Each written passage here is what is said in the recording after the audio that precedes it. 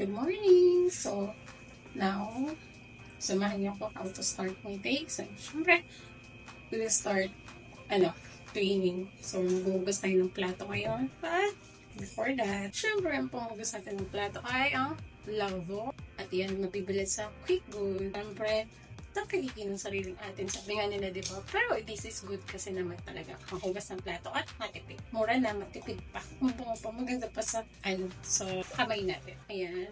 This is how we start my day. So, happy Tuesday sa inyong lahat. So, we will start our day ngayon. Samahan niyo ko. So, ngayon, after maglinis, syempre, gutom. So, ngayon, nag-order tayo ng pansit at lumpiang gulay. So, I craving sa pansit. So, now, put in. So, order pansit. Okay, this is the lumpiang gulay pala. Sige sa lumpiang gulay. And the pansit. This is the pansit. Gutom ng bata. Here is the pansit. Yan po ang pansit. So, lipat na natin siya sa lalagyan so that we can eat na.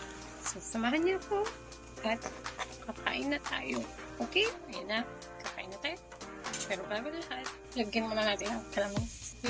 Ay, ang purol talaga. Pansit. Ayan ang pansit. Ayan mo. Then yung suka. Yung suka. Then yung isa. Ayan yung pansit. Hala na. Malapit. Masarap. Nainit pa. Really satisfied. So, ayan. Kain tayo ulit ang lumpiang gulay naman. Lumipat ako ng lugar.